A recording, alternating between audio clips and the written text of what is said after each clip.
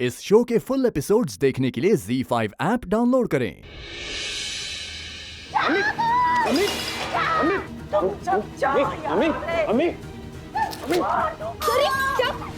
इरफान काजी, केशर काजी की गद्दी पे तुम्हारा हक था, उसने किसी और को बिठा दिया।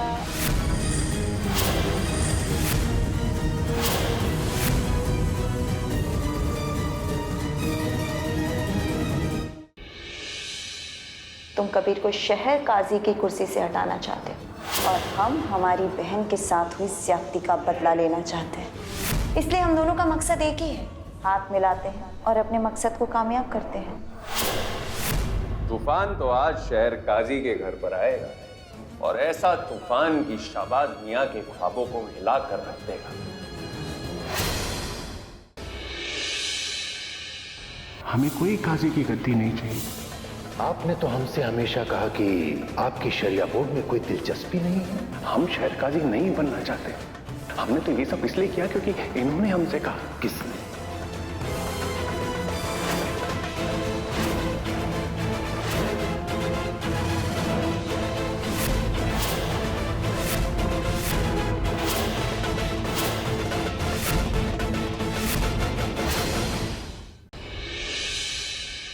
कोई हमारी बात पे भरोसा नहीं कर रहा। वो ढोंगी है, वो बहुत शातिर इंसान है।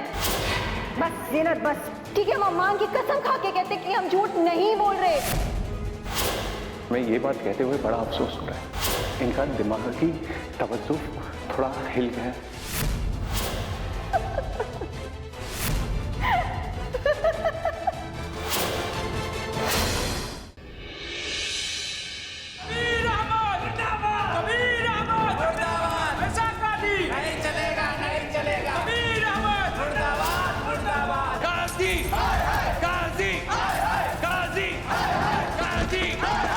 क्या हो रहा है? ये सारी शरारत खालिद मियां की है। वो शरिया बोर्ड के साथ साथ आपको भी बदनाम करने की चाल चल रहा है।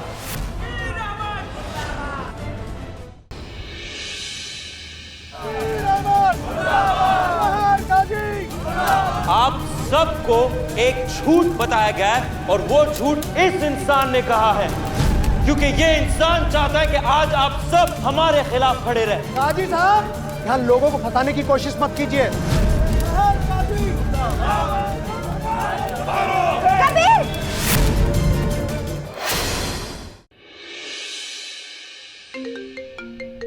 कबीर फोन छोड़कर चले गए। हम अभी देकर आते हैं। मसला है क्या? इसे समझाइए, अल्लाह के सामने घंटों रोता रहता है। कोई भी परेशानी अगर तुम्हारे दिल में, तुम उससे अपनी जुबान पर ला सकते हो। परेशानी आपकी बीवी है, आपकी बेगम ज़ारा सिद्दीकी।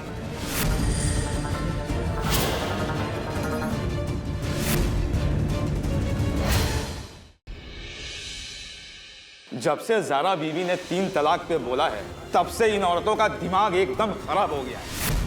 जब देखो ज़ारा बीवी के नाम से धमकियां देते रहते हैं। ज़ारा मैडम के साए में जो भी औरतें रहती हैं, उन्हें उनके आदमी का डर नहीं रहता, बल्कि उनके आदमी उनसे डरते हैं। या अल्लाह, हमारे नाम का इतना गलत इस्तेमाल हो रहा है, हमें खबर भी नहीं है।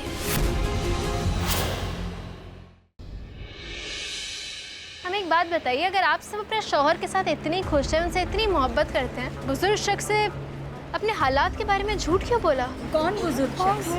आप सबसे एक बुजुर्ग शख्स मिलने आए थे ना? नहीं, यहाँ तो कोई नहीं आया है।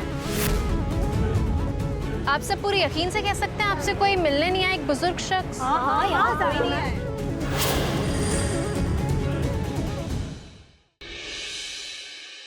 तुम उस कौसर से बात नहीं करोगी ज़ारा। उसकी वजह से इस घर की इज्जत मिट्टी में मिल गई। कहाँ जा रही हो ज़ारा? कौसर से मिलने, उससे पूछने कि उसने झूठ क्यों बोला। अब्बू के मना करने के बावजूद। ज़ारा, ज़ारा, या अल्लाह, अगर कौसर ने ज़ारा को सारी सच्चाई बता दी तो हमारा क्या होगा?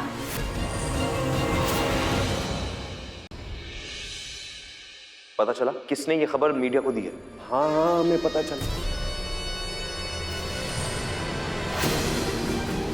मीडिया को तुमने शामिल किया ज़ारा। क्या? तमाशा खड़ा करने के लिए हमने उस आदमी से वादा किया कि उसके घर की इज्जत अब हमारी जिम्मेदारी होगी, और तुमने क्या किया? मीडिया को शामिल करके हमारे वादे की धज्जियां उड़ा दी है तुमने।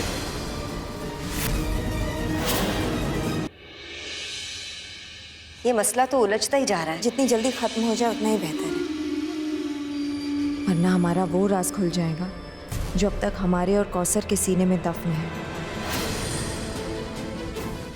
इस मसले का हल है क्या? हमारे पास एक तरीका है, अगर कबीर मियां चाहे तो।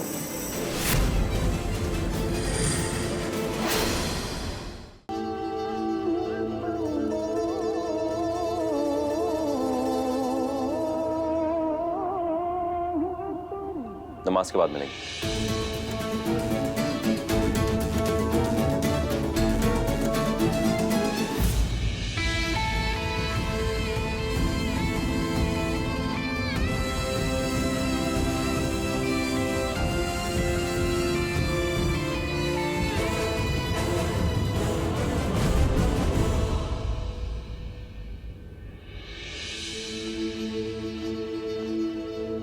वैसे जरा ये जो बिलाल और कौसर का मसला है, इस पे जो बहस हो रही थी, वो जो पॉइंट। Thank you.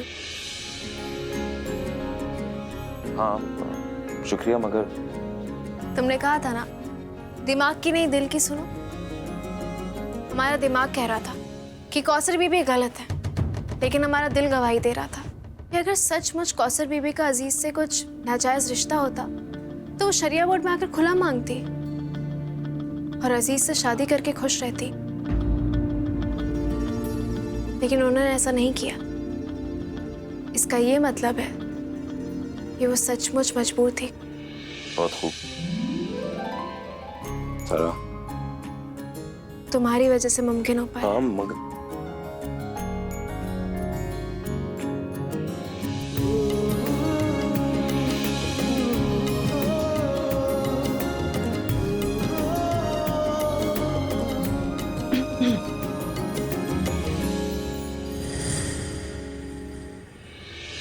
अरे अम्मा क्या कर रहे हो? आंख में कुछ गया ना सारा? हाँ, आंख में हाँ गया। अम्मा, अल्लाह तुम दोनों को हमेशा ऐसे ही करीब और खुश रखे मेरे बच्चों।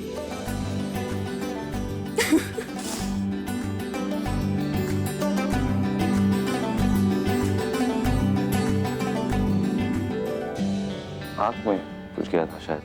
जी रिजवान, तुम केस में ज़ारा का साथ क्यों नहीं दे रहे हो? अरे अम्मी, हम चाहते हैं कि ये केस लंबा चले, क्योंकि जितना केस लंबा चलेगा उतना कबीर मियाँ के जहन में परेशानी होगी और प्रेशर में आएंगे और एक न एक दिन गलती कर बैठेंगे। अभी तो सिर्फ अधोक काजी है, एक बार गलती की तो परमानेंट काजी कभी नहीं बन पाएंगे। उसके बाद है कौन? अम्मी, अम्मी तो है, और कौन संभालेगा इस गद्दी को? चाचा जान से तो ये सब संभलेगा। बस यही सोच के बैठे रहो कि कबीर कोई गलती करेगा, अगर उसने कोई गलती ना की तो। यही शक को तो दूर करने जा रहे हैं हम अम्मी। तुम अंदर संभालो, हम अभी आते। अब कुछ ऐसा होगा जो कबीर मियाँ के लिए बिल्कुल सही नहीं होगा।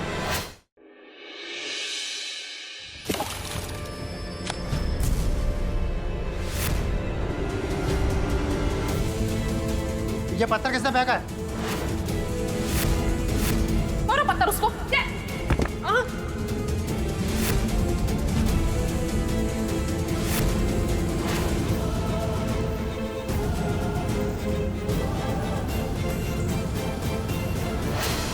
गुड्डन तुमसे ना हो पाएगा में कल देखिए। जाने से पहले हमारी साड़ी पहनने का कारण तो पूछती जाइए। मैं तुम्हें सच्चे दिल से अपनी पत्नी मानने को तैयार हूँ बेटा। और आज खुद वो अपने हाथों से हमें मंगलसूत्र भी पहनाने वाले हैं Durga ji.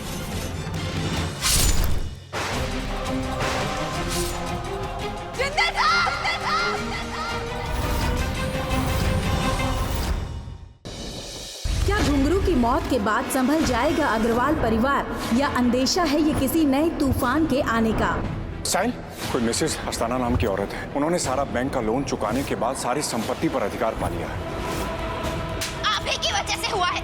Certificate please. Please मत बुलाना मुझे इस नाम से। क्या बचा पाएगी वेदिका पिता और बेटी के रिश्ते की डोर को टूटने से? जानने के लिए देखिए आपके आ जाने से। आप पे बहुत अच्छा लगेगा। देखिए जूते भी मैच कर दे। पता है मेरी माँ हमेशा कहती है खाना खाओ अपनी पसंद का, पर कपड़े पहनो दूसरों की पसंद का। हाँ, क्योंकि आप अपने कपड़े नहीं देख सकते ना, दूसरे देखते हैं। आप जो पहनो वो कंफर्टेबल तो होना चाहिए, पर दूसरों को अच्छा भी लगना चाहिए। प्रज्ञा,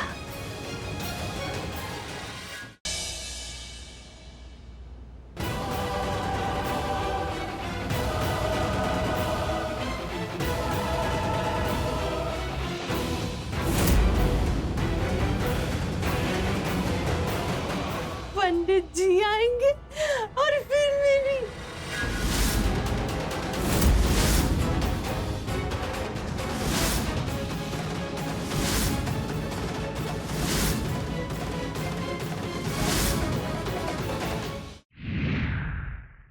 कुंवर रानी साहब, ये लीजिए, होलिका जलाकर होली की शुरुआत कीजिए। आइए दादी माँ, पूजा शुरू करते हैं। रुकिए रानी माँ। माफ कीजिए रानी माँ, लेकिन आप ये पूजा नहीं कर सकती।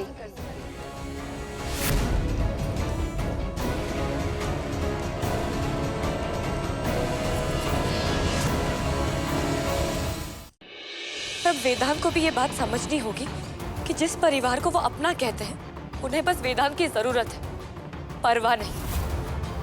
मुझे वेदांत को यहाँ से लेकर ही जाना होगा।